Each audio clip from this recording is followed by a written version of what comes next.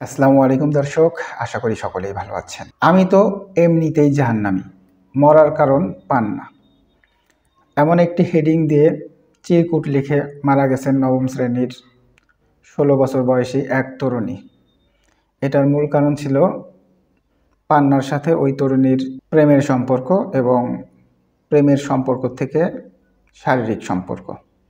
ঘটনাটি ঘটে পিরোজপুরের নাজিরপুর নাসরিন আক্তার 16 নামে, অর্থাৎ 16 বছরের নাসরিন আক্তার নামে নবম শ্রেণীর এক শিক্ষার্থীর ঝুলন্ত লাশ উদ্ধার করা হয়েছে মঙ্গলবার, অর্থাৎ গতকাল 19 আগস্ট দুপুরে উপজেলার রঘুনাথপুর গ্রামে এই ঘটনাটি ঘটে। নাসরিনের ঘর থেকে 1.5 পৃষ্ঠার একটা চিরকুট পাওয়া যায়, অর্থাৎ যিনি আত্মহত্যা করেছেন ওনার ঘর থেকে একটা 1.5 পেজের চিরকুট পাওয়া যায়, যেখানে প্রেমিক পান্না শিকদারের বিরুদ্ধে অভিযোগ তুলে বিচারের দাবি করেছেন সে। অর্থাৎ মারা যাওয়ার আগে, আত্মহত্যা করার আগে সে চিরকুটে পান্না শিকদারের দৃষ্টান্তমূলক শাস্তির জন্য সে বিচার চেয়ে চিরকুটটা লিখেছেন। নাসরিনের ভাগ্নে জানান, নাসরিনের সঙ্গে দীর্ঘদিনের প্রেমের সম্পর্ক ছিল পান্না শিকদারের। বিয়ের আশ্বাস দিয়ে নাসরিনের সঙ্গে শারীরিক সম্পর্ক গড়ে তোলেন তিনি, কিন্তু পরে বিয়ে করতে অস্বীকার করেন, অর্থাৎ বিয়ে করবেন না বলে জানান। এই কারণে নাসরিন গলায় দড়ি দিয়ে আত্মহত্যা করেছে। আমি বেলা 1টার দিকে খবর পেয়ে দোকান থেকে এসে দেখি মারা গেছে নাসরিন। পরে স্থানীয় লোকজন ছুটে এসে পুলিশকে খবর দেয়। অর্থাৎ নাসরিনের ভাগ্নি দোকানে ছিল, দোকান থেকে যখন শুনতে পায় নাসরিন মারা গেছে তখন সে দোকান থেকে ছুটে আসে। ছুটে আসার পর গ্রামবাসী, স্থানীয় যারা আছে তারা পুলিশকে জানায়। পুলিশকে জানার পর পুলিশ তাকে উদ্ধার করে। আমরা এর বিচার চাই, অর্থাৎ নাসরিনের ভাগ্নি এটার বিচার চাচ্ছেন। এদিকে নাসরিনের ভাবি বলেন, পান্না শিকদার অনেক বিরক্ত করত এবং হুমকি দিত, যার কারণে নাসরিন অনেক দিন থেকেই স্কুলে যেতে পারেননি। অর্থাৎ শারীরিক সম্পর্ক তো করছে, করার পর এখন যেহেতু বিয়ের কথা বলছে, যার কারণে হয়তো বা প্রভাবশালী লোক তাকে, ওই নাসরিন আক্তারকে বিরক্ত করতো রাস্তাঘাটে এবং হুমকি দিত, যার প্রেক্ষিতে ওই তরুণী, নবম শ্রেণীর তরুণী, বিদ্যালয়ে যাওয়া পর্যন্ত বন্ধ করে দিয়েছিল এবং ওই মেয়েকে অনেক খারাপ খারাপ কথা শুনতে হতো। বিয়ে না করার সিদ্ধান্তর কারণে সে আত্মহত্যা করেছে। আমরা এর কঠিন বিচার দাবি করছি।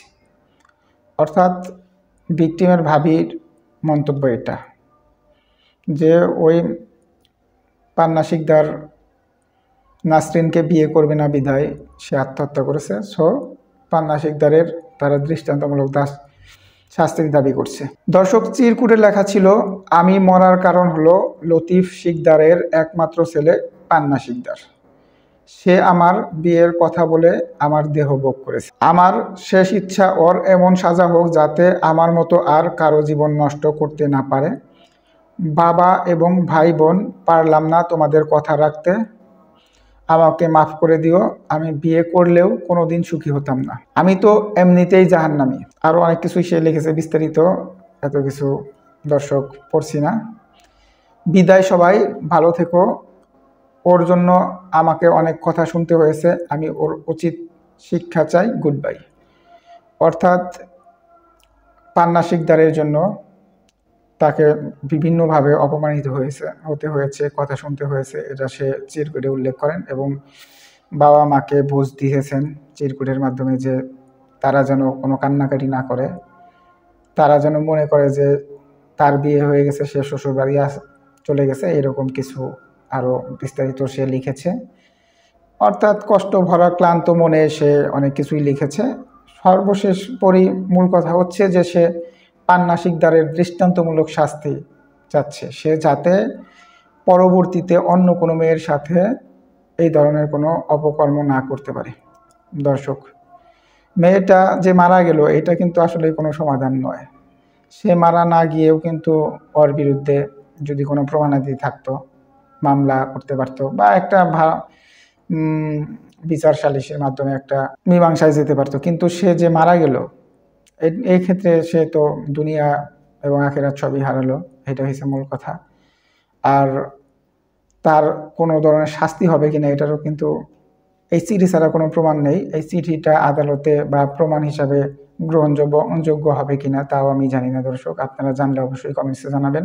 ঘটনার পর একাধিকবার যোগাযোগের চেষ্টা করলে পান্না শিকদার 24 বছর বয়সী ও তার পরিবারের মোবাইল ফোন বন্ধ থাকায় তাদের সাথে যোগাযোগ করা যায়নি বা তাদের কোনো বক্তব্য শোনা যায়নি। অর্থাৎ এই ঘটনার পর তারা তো ফোন সুইচ অফ করে ফেলছে অথবা পালিয়ে গেছে তাদের বাসা থেকে, যার প্রেক্ষিতে প্রশাসন থেকে তাদের সাথে কোনো ধরনের যোগাযোগ করা যায়নি এবং এই বিষয়ে অর্থাৎ ভিকটিমের অভিযোগের বিষয়ে কোনো ধরনের সত্যতা বা কোনো কিছু জানতে পারা যায়নি।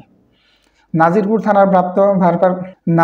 থানার ভারপ্রাপ্ত কর্মকর্তা ওসি মাহমুদ আল ফরিদ ভুইয়া বলেন, খবর পেয়ে পুলিশ ঘটনাস্থলে গিয়ে লাশ উদ্ধার করেছে।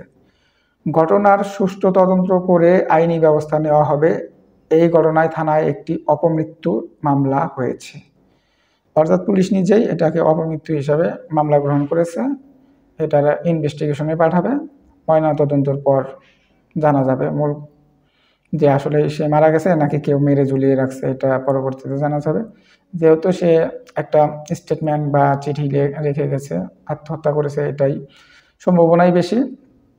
তবে আমার রিকোয়েস্ট থাকবে যারা এই ধরনের মানে অপকর্মে জড়িয়ে গেছেন তারা যেন কোনোভাবেই আত্মহত্যার না করেন বা এই ধরনের স্টেপ না গ্রহণ করেন, পরিবারের সাথে মিলেমিশে একটা মীমাংসার ব্যবস্থা করবেন। ধন্যবাদ সকলকে। আসসালামু আলাইকুম।